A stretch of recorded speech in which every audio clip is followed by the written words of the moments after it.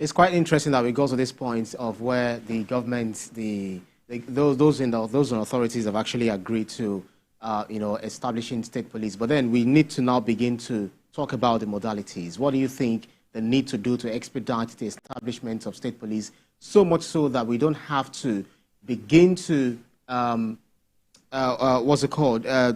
mirror or to alter the existing structure in order not to also be duplicating, that's the word I'm looking for, to duplicate roles that the existing security structure or architecture is already holding. What can we do in order to not ensure that we are repeating what we already have?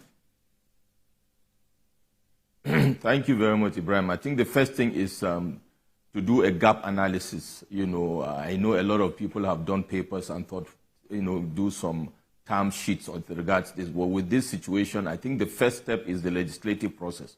First of all, let us have, it enacted as law at federal and especially at state levels that we can have within our constitution, of course, and then at state levels that we can have community policing, state and local government level.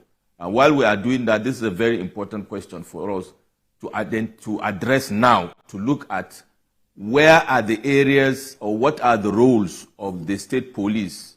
Where will be the interlaps or the interplaying roles between the state police or the local government, the state and the federal police? What will be the state of play? What will be the procedure or the process? What will be the escalation points?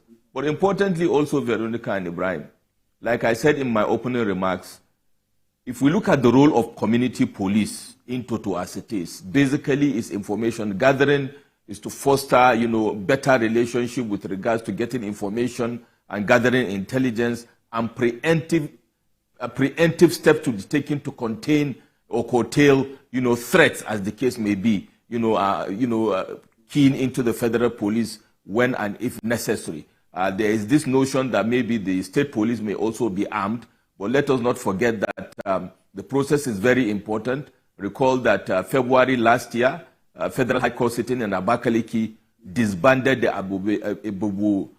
Ebubuagu. Sorry for the translation.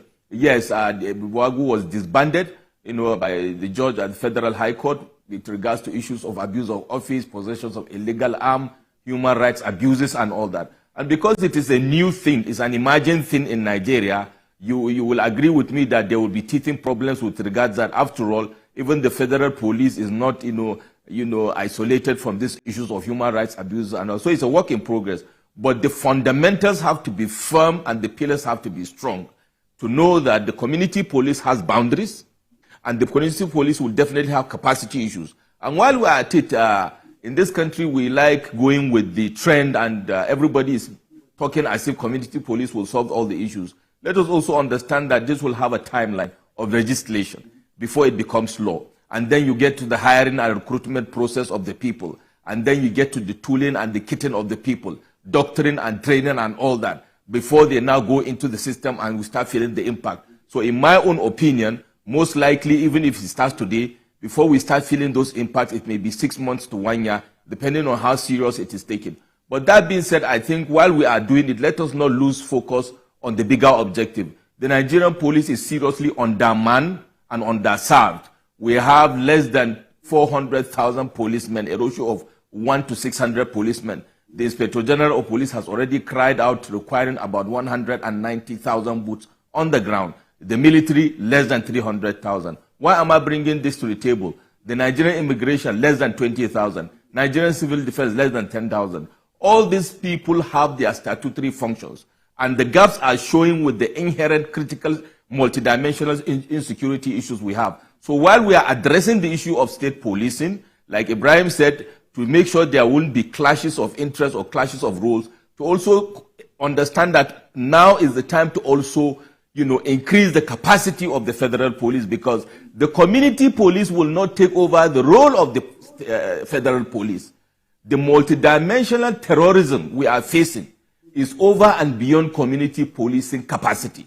I reckon that the community police will also have the level of arm and armament they were able to carry. When you are dealing with ISIL, with Boko Haram, with bandits, you have to have that capacity at federal level to bring the intervention to the state level if and when it arises, which has arisen almost 10 years ago. So while we are looking at community policing, let us not lose sight of increasing the capacity of our military, police, immigration, and other law enforcement agencies, so that we don't take away the focus and then come back later to see that there's a lot of damage being done at the federal level.